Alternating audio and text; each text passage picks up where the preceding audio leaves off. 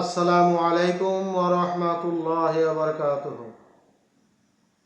প্রিয় দর্শক, শুরু হতে যাচ্ছে মিলাদুন নবী এবং সিরাতুন নবী সম্পর্কে দ্বিতীয় পর্বের আলোচনা অনুষ্ঠান। প্রথম পর্বের আলোচনা অনুষ্ঠান আমরা অনেকেই ইতিমধ্যে শুনেছি, কিন্তু ভুলক্রমে ওখানে প্রথম পর্ব দেওয়া হয় নাই। অতএব আপনারা সকলে দ্বিতীয় পর্ব দেখার আগেই প্রথম পর্বটা অনুগ্রহ করে দেখে নেবেন। হযরতে আল্লামা রুহুল আমিন হুজুর রহমাতুল্লাহে, তাকে আপনারা চেনেন না এমন কোনো মানুষ হয়তো নাই আমার জানা মতে, যার নামে অনেক মাদ্রাসা, আমি প্রথম পর্বে বলেছিলাম, বাংলাদেশে হয়েছে আমিনিয়া মাদ্রাসা। হুজুর আল্লামা রুহুল আমিন হুজুর রহমাতুল্লাহে মিলাদে মোস্তফার কিতাবের 47 পৃষ্ঠার মধ্যে হযরতে কাব রাদিয়াল্লাহু তাআলা আনহুর রিওয়ায়াতে একটা হাদিস বর্ণনা করেন। ওয়া আসবাহাত ইয়াউমা ইজিন আসনামুদ দুনিয়া মানকুসাতা। হযরতে কাব রাদিয়াল্লাহু তাআলা আনহু বলেন, যেদিন নবীজি করিম সাল্লাল্লাহু আলাইহি সাল্লাম দুনিয়ায় আসার আগে রুহের জগৎ থেকে আম্মাজান মা আমেনার রেহেমে আসলেন, সেদিন পৃথিবীর প্রতিমাগুলো অর্ধমুখী হয়েছিল এবং আর কি হয়েছিল, ওয়াকানাত কুরাইশা ফি জাদবিন শাদীদিন ওয়াদিন আযীম ফাখদারাতিল আরদু ওয়া হামালাতিল আশজার ওয়া আতাহুমুল রিফাদ। কুরাইশগণ কঠিন দুর্ভিক্ষ এবং মহা অভাব অনটনে কষ্টভোগ করিতেছিল। যখনই নবীজি বলতেছেন যে কাব, যখনই আমি আমার আম্মাজান আমেনার গর্ভে আসিলাম, তখন থেকেই এই জমিনে তৃণলতা পূর্ণ হইল, গাছে ফল ফুলে পরিশোভিত হইল। তারপরে কাব রাদিয়াল্লাহু তাআলা আনহু বর্ণনা করতেছেন, নবীজি তারপরে বলতেছেন, মিন কুল্লি জামবিন ফুসিমিতু তিলকা সানাতুল্লাতি হুমিলা ফিহা, এবং প্রত্যেক দিক হইতে খাদ্য তাহাদের নিকটে আসিতে লাগিল। এই কারণে সেই বৎসরে মুহাম্মদ রাসূলুল্লাহ সাল্লাল্লাহু আলাইহি সাল্লাম মাতৃগর্ভে স্থান গ্রহণ করিয়াছিলেন। সেই বৎসরকে আনন্দের বৎসর নামে সানাত আল ফাতহি ওয়াল আবতিহা অবহিত করা হয়। কুরাইশরা এই বৎসরকে জয়ের বৎসর হিসাবে তারা অবহিত করল। এবং শুধু তাই না, কুল বিফাদলিল্লাহি ওয়া বিরহমাতিহি ফাবিযালিকা ফালইফরাহু। আল্লাহ রাব্বুল আলামিন পবিত্র কোরআনুল কারীমের মধ্যে বলেন, হে রাসূল, আপনি বলে দিন, হে মানব এবং জিন জাতি, তোমরা আল্লাহ পাকের অনুগ্রহ এবং দয়াপ্রাপ্ত হইয়া আনন্দ প্রকাশ করো। অতএব আনন্দ মানে খুশি, খুশি মানে ঈদ। অতএব আল্লাহর নবীর চাইতে আকাশ এবং জমিনে আর কোনো কিছু পাওয়া একটা ইমানদার খাঁটি মুত্তাকি পরেজগার ব্যক্তির অন্তরে তার চাইতে খুশির বিষয় আর কিছু হতে পারে না, যে আখেরি জামানার নবী মুহাম্মদ রাসূলুল্লাহ সাল্লাল্লাহু আলাইহি সাল্লামের উম্মত হিসেবে আল্লাহ তাআলা গ্রহণ করেছেন এবং সেই নবী দুনিয়া আবির্ভাব হয়েছে এবং আমাকে তার উম্মত হিসেবে আল্লাহ কবুল করেছেন।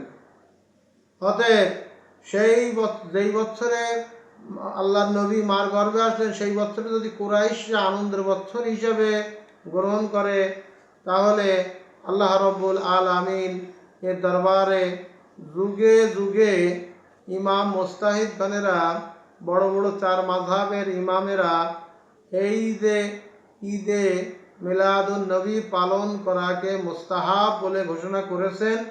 এখন এই নিয়েই হচ্ছে মূল দ্বন্দ্ব। হুজুর আল্লামা রুহুল আমিন হুজুর রহমাতুল্লাহ তার কিশোরগঞ্জের কিয়ামের বাহাস কিতাবের মধ্যে 40 পৃষ্ঠার মধ্যে তিনি উল্লেখ করেন যে ঈদে মিলাদুন নবীকে অনেকে বেদাত বলেন। অতএব বেদাতকে ওই কিতাবে 40 পৃষ্ঠার মধ্যে উনি উল্লেখ করেন। ওখানে অনেক আলেমদের কিতাবের আপনার কি বলে ওখানে দলিল দেওয়া আছে। অতএব বেদাত কয় প্রকার? বেদাত হচ্ছে 5 প্রকার। বেদাতে ওয়াজিব, বেদাতে হারাম, বেদাতে মাকরুহ, বেদাতে মুস্তাহাব, বেদাতে মুবাহ। এখন আমাদের মূল গণ্ডগোল হলো আমাদের সমাজে অনেক আলেমরা বলে যে ওটা বেদাত। তা কি বেদাত? এই 5 প্রকার বেদাত থেকে কোন প্রকার বেদাত তারা বলতে চায়? অতএব তারা কোনো দলিল এনে হাজির করে না, তারা শুধুই বলে যে এটা বেদাত বেদাত বেদাত। অতএব আল্লামা রুহুল আমিন রহমাতুল্লাহ এখানে উল্লেখ করেছেন ওই কিশোরগঞ্জের কিয়ামের বাহাস সম্পর্কে ওই কিতাবের মধ্যে। 1 নম্বর, যেমন নুহু, সরব, মায়ানি, তারপর বায়ান, লোগাত, আসমা ও রিজাল, ফিক, উসুলে ফিক শিক্ষা করা ওয়াজিব বেদাত। এগুলো বাধ্যতামূলক শিখতে হবে কোরআন এবং হাদিসের পাশে। অনুরূপভাবে কাদরিয়া, জাবরিয়া, মারজিয়া, মুজাসসিমা আরও অনেক ভ্রান্ত সম্প্রদায়ের প্রতিবাদ করা, এটাও একটা ওয়াজিব বেদাত। 2 নম্বরে বেদাত কি? সুন্নতাল জামাতের বিপরীত বেদাতি সম্প্রদায়কে তাদের মতগুলো হারাম, সেগুলো হচ্ছে হারাম বেদাত। 3 নম্বর হচ্ছে এলেম সংক্রান্ত কিতাবগুলি রচনা করা, মাদ্রাসা, পান্থশালা নির্মাণ করা, তাসাউফের সূক্ষ্ম তথ্যগুলি আলোচনা করা এবং বাহাসের নিয়ম শিক্ষা এবং ওয়াজের সভা, যে কোনো ইসলামী সভা আয়োজন করা, তার জন্য মানুষকে ডাকা, এগুলো হচ্ছে বেদাতে মুস্তাহাব। তার মধ্যে মিলাদুন নবী এটা হচ্ছে মুস্তাহাব। তারপর 4 নম্বরে আসেন বেদাতে মুবাহ, মসজিদগুলোর নকশা করা, কোরআন বিভিন্নভাবে লিপিবদ্ধ করা। যেমন আমরা মোবাইলের মধ্যে এখন কোরআন নিয়ে আইছি, এটাও একটা বেদাত। অতএব সুস্বাদু খাদ্য, পানি, পোশাক বেশি পরিধান ব্যবহার করা, এটা হচ্ছে বেদাতে মুবাহ। আর একটা হচ্ছে বেদাতে মাকরুহ। মাকরুহকে 3 ভাগে বেদাতে মাকরুহ। অতএব আমরা জানি যে আমাদের সমাজে কিছু মানুষ বেদাত বলে মিলাদুন নবীকে বেদাত বলে ঘোষণা করে মানুষকে বিগত কয়েকশো বছর ধরে যারা পৃথিবীর বড় বড়, আমি প্রথম পর্বে বলেছি যে মক্কার কিছু আলেম, হাক্কানি আলেম রব্বানি, আল্লাহর আশেক বান্দা, মদিনার জেদ্দার হেদায়েতের এবং আমাদের পাশের রাষ্ট্র ভারত উপমহাদেশের বড় বড় মুহাক্কিক আলেমরা, তাদের আশা করি 3য় পর্বে আমি তাদের নামগুলো উল্লেখ করব। আল্লামা রুহুল আমিন হুজুর রহমাতুল্লাহের কিতাব থেকে আপনারা সকলেই ঈদে মিলাদুন নবী এবং সিরাতুন নবী সাল্লাল্লাহু আলাইহি সাল্লামের এই অনুষ্ঠান অবশ্যই দেখবেন। এবং এই মিলাদুন নবীকে এখন মানলাম। এবার আসেন সংক্ষিপ্ত বিষয় বলি, সিরাতুন নবী।